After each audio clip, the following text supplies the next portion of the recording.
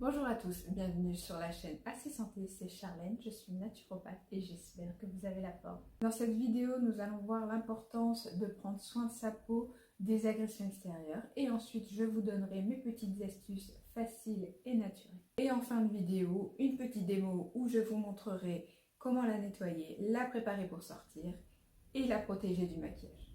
La peau fait partie des émonctoires de notre corps, c'est-à-dire qu'une grande partie de nos déchets organiques, qui sont les acides produits par notre organisme, sortent par la peau. Et ceux-ci, lorsqu'ils sont en trop grande quantité et qui n'arrivent pas à sortir, ils vont provoquer une réaction inflammatoire produite par l'organisme, telle que les rougeurs, les boutons, la sécheresse. Il est donc important de prendre soin de la peau de notre visage, car c'est celle qui vieillit le plus vite, du fait qu'elle soit le plus exposée aux agressions extérieures. Alors, quelles sont les astuces qui peuvent permettre de la garder plus belle et fraîche le plus longtemps possible? Premièrement, arrêtons de nettoyer notre visage plusieurs fois dans la journée, mais seulement le soir. Je m'explique. Lorsque nous nettoyons notre peau, nous enlevons la couche de protection appelée le film hydrolipidique qui est composé de sueur, d'eau et de sébum. Ce film fait office de barrière contre les agressions extérieures telles que les polluants, la poussière, les rayons UV et les bactéries. Il permet aussi de garder une peau beaucoup plus souple et hydratée. Ce film hydrolipidique se refait dans les heures qui suivent le nettoyage, entre 4 et 5 heures. C'est donc pour ça qu'il est préférable de rester dans son lit que de sortir à l'extérieur sans cette protection. Deuxièmement, évitons de poser nos mains sur le visage en touchant les boutons, les rougeurs, parce que les mains sont sales la plupart du temps. En touchant notre visage, nous provoquons des frottements et retirons le film protecteur dont nous venions de parler précédemment et enflammons davantage les zones sensibles, voire sérieusement enflammées. Troisièmement, il faut arrêter toutes ces crèmes hydratantes, anti-rides, anti-cernes qui contiennent du parabène, du limonène, linalol, silicone, bref, tous ces agents abrasifs et toxiques pour notre peau. En effet, nous nettoyons notre peau pour retirer les saletés et les polluants extérieurs, mais juste après, nous remettons de la crème qui en contient également. Alors oui, nous avons une sensation d'apaisement lorsque nous mettons toutes ces crèmes par la fraîcheur de l'eau qu'elles contiennent, mais au fur et à mesure de la journée, l'eau va s'évaporer et cette inflammation, donc les rougeurs, les boutons, la sécheresse, qui est provoquée par les agents, vont de nouveau se manifester. Et donc nous en remettons encore, et voilà comment se retrouver dans une boucle vicieuse. Soyons honnêtes, tout ça est purement commercial. Et maintenant, nous allons voir comment nettoyer et préparer notre peau. Le soir, nous allons nettoyer notre visage avec un savon saponifié à froid et sur gras, simplement en utilisant nos mains. Et oui, car le gant de toilette va lui aussi agresser notre peau extrêmement sensible, alors nettoyons-la délicatement. Puis rinçons abondamment pour ne pas laisser de résidus de savon. Essuyons-nous toujours le visage avec la serviette en tamponnant. Ensuite, nous allons venir nourrir et hydrater la peau avec une eau florale et c'est tout, afin de laisser la peau respirer et les déchets sortir naturellement pendant la nuit.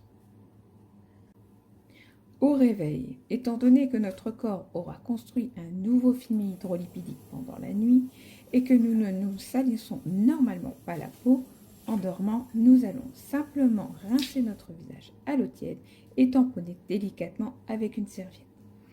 Et ensuite, nous allons l'hydrater uniquement avec de l'eau florale si nous restons à la maison.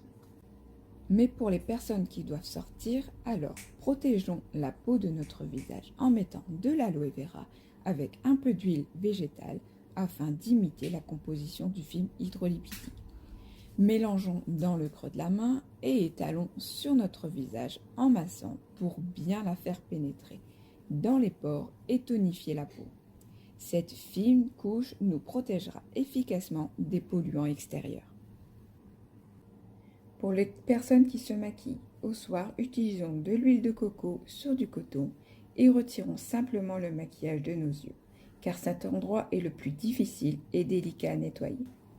Après avoir bien démaquillé nos yeux, nettoyons la peau avec un savon saponifié à froid et sur gras afin d'éliminer tout le maquillage. Et surtout, n'oublions pas d'aller jusqu'à la racine des cheveux. Une fois bien nettoyés, rinçons abondamment en vérifiant qu'il ne reste plus de résidus de savon et de maquillage. Ensuite, essuyons-nous le visage avec la serviette. Et enfin, appliquons notre floral tout en massant notre visage. Le matin, rinçons-nous simplement le visage à l'eau tiède et essuyons-nous toujours en tamponnant à l'aide de la serviette. Ensuite, mettons notre eau florale sur toute la surface de notre visage. Et enfin, appliquons une fine couche d'aloe vera avec de l'huile végétale en nous massant afin de favoriser la circulation sanguine au niveau du visage et de la tonifier. Notre peau sera enfin prête pour accueillir notre maquillage et en plus nos pores seront imperméabilisés par cette protection, ce qui permettra à notre maquillage d'avoir un effet très lissé. Voici d'autres petites astuces à faire régulièrement. Nous pouvons également appliquer une goutte d'huile de ricin 100% pure sur nos cils pour nourrir, fortifier et favoriser la repousse des cils. Cette technique est vraiment très efficace. Et ensuite, le brossage de notre visage à sec en utilisant une brosse avec des poils naturels à faire une fois par semaine sur un visage sec et sans maquillage. À la fin, vous pouvez rincer à l'eau froide si vous avez des peaux mortes ou sinon mettez directement l'eau florale et c'est tout. Personnellement, je le fais le dimanche pour laisser ma peau se régénérer après ce brossage. Évidemment, ne mettez pas de maquillage après. Concernant les petites imperfections, avant de mettre notre eau florale, si nous avons un bouton blanc qui se voit, nous pouvons le percer à l'aide d'un mouchoir ou légèrement le gratter. Ne cherchons pas à le faire saigner, sinon il risquera de devenir bleu ou rouge vif.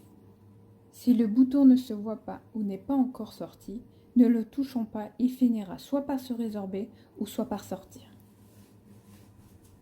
Et voilà, maintenant vous savez comment prendre soin de votre visage naturellement avec le moins de produits possible afin qu'elle reste jeune et belle au fil des années. Si la vidéo vous a plu, mettez un petit pouce bleu, abonnez-vous, partagez la vidéo et laissez un petit commentaire si vous avez des questions ou alors si vous avez des sujets qui vous intéressent, on pourra en parler dans une prochaine vidéo. En attendant de se retrouver, portez-vous bien.